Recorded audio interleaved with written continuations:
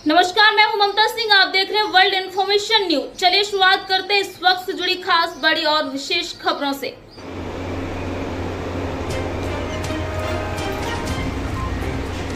छत्तीसगढ़ की राजधानी रायपुर में मौत का मायाजाल, राजनीतिक संरक्षण में सक्रिय ठगों का गिरोह बेनकाब। रायपुर में मौत का मायाजाल, राजनीतिक संरक्षण प्राप्त ठगों का नेटवर्क सक्रिय। छत्तीसगढ़ की राजधानी रायपुर में सामाजिक कार्यकर्ता राहुल मिश्रा भारतवासी ने एक चौंकाने वाला खुलासा करते हुए बताया है कि शहर में एक ऐसा ठग गिरोह सक्रिय है जो भोली भाली जनता को झूठे अपने सपने दिखाकर फंसा रहा है और उसके पीछे मजबूत राजनीतिक संरक्षण है। राहुल मिश्रा का आरोप, ये सिर्फ ठगी नहीं, ये जनता की हत्या है। राहुल मिश्रा ने कहा, इन ठगों से कर्ज माफी, रोजगार, स्वास्थ्य सेवा और निवेश जैसे मुद्दों का सहारा लेकर लोगों की जिंदगी को बर्बाद किया है। जब कोई आवाज उठाता है तो उसे डराया जाता है या नजरअंदाज कर दिया जाता है। मिश्रा ने दावा किया है कि उन्होंने दर्जनों पीड़ित परिवारों से मुलाकात की है जो न केवल आर्थिक नुकसान झेल चुके हैं बल्कि मानसिक तनाव से भी जूझ रहे हैं। फर्जी संस्थाओं और एनजीओ का सहारा। राहुल मिश्रा के अनुसार ये गिरोह फर्जी फर्में, एनजीओ, महिला और सामाजिक अभियान की आड़ में फंडिंग जुटाता है। इसके साथ ही नेताओं के साथ फोटो खिंचवाकर या अपना भाई बंधु रिश्तेदार बताकर अपने को सरकारी मान्यता प्राप्त बताता है। प्रशासन और सरकार से सीधी मांग। उन्होंने रायपुर पुलिस और राज्य सरकार से मांग की इस पूरे नेटवर्क की निष्पक्ष जांच हो और राजनीतिक संरक्षण प्राप्त ठगों के खिलाफ फौरन कठोर से कठोर कार्रवाई की जाए। अगर कार्रवाई नहीं हुई तो ये माफिया पूरे छत्तीसगढ़ को निगल जाएंगे, राहुल मिश्रा ने कहा। जनता से की अपील। मिश्रा ने आम जनता से अपील की कि यदि कोई व्यक्ति या संस्था संदिग्ध लगे सामने आए, शिकायत करे, उसकी जांच करवाएं और झांसे में न आए। यह जाल जितना दिखता है उससे कहीं अधिक खतरनाक है। ये चुप्पी नहीं, संघर्ष का समय है, राहुल मिश्रा ने सामाजिक कार्यकर्ता ने कहा है। छत्तीसगढ़ की राजधानी रायपुर में इन दिनों एक ऐसे ठगी नेटवर्क का केंद्र बनता जा रहा है जो आम लोगों को अपने चकाचौंध भरी बातों और योजनाओं में फंसाकर आर्थिक और मानसिक रूप से तबाह कर रहा है। चौंकाने वाली बात यह है कि इस पूरे माया जाल के पीछे राजनीतिक संरक्षण प्राप्त गिरोह सक्रिय है जो कानून के ऊपर खुद को समझते हैं। सपनों का सौदा, मौत का सौदा। इन ठगों के द्वारा लोगों को नकली निवेश योजनाएं, रोजगार के फर्जी वादे, कर्ज माफी और स्वास्थ्य सेवाओं के नाम पर फंसाया जा रहा है। एक बार फंसने के बाद लोगों की पूंजी, संपत्ति और मानसिक शांति छीन ली जाती है। पीड़ितों का कहना है कि शिकायत के बाद भी पुलिस कार्यवाही में टालम टोल करती है क्योंकि इन मामलों में आरोपियों के पीछे स्थानीय राजनीतिक दलों के रसूखदार नेताओं का हाथ है। खाने में कमी नहीं करता। कहीं ना कहीं इनकी भी मिली भगत है जिस नाम से इन लोगों के साथ ठगी हुआ है। और बड़े अफसोस के साथ मुझे बताना पड़ रहा है कि इनमें एक साथी थे, उन्होंने आत्महत्या कर लिया। पर आज भी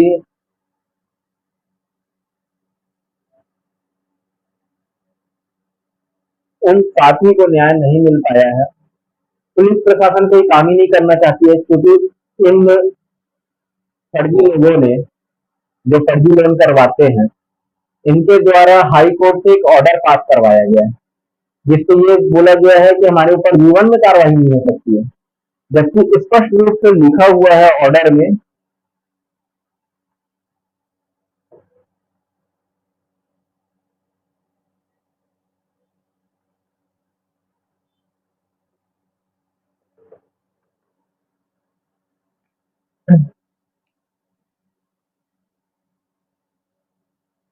इस ऑर्डर में स्पष्ट रूप से लिखा हुआ है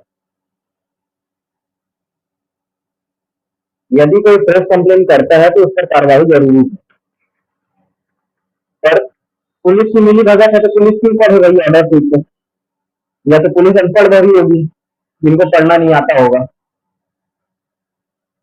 तो मेरा आज का सवाल सीधा सीधा जो है पुलिस प्रशासन के साथ है, क्या आप इससे कम पढ़े लिखे हो कि उस ऑर्डर में अंग्रेजी में दो शब्द लिखे हो उसको आप नहीं पढ़ पा रहे हो?